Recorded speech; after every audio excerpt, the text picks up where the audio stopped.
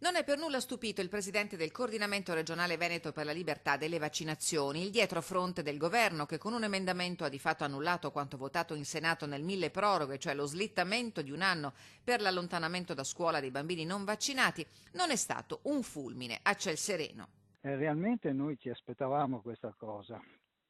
specialmente dopo la dichiarazione del ministro attuale della Sanità,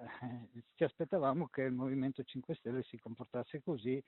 Un presentimento che alla fine si è tramutato in una realtà che ad ogni buon conto pare non abbia trovato impreparate le famiglie a favore della libertà vaccinale. Abbiamo detto loro di pensare alle alternative più classiche, babysitter, nonni, associazioni dedicate all'assistenza dei più piccini, spiega Donolato, che però aggiunge: Speravano, purtroppo in Italia si spera spesso, è grave questo, speravano nelle promesse del Movimento 5 Stelle e della Lega.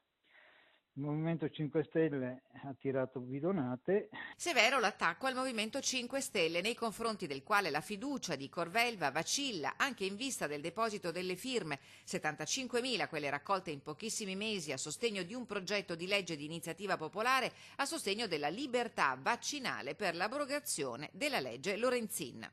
Dobbiamo consegnarle, sarà questione verso fine mese che andiamo a consegnarle agli uffici preposti e poi sicuramente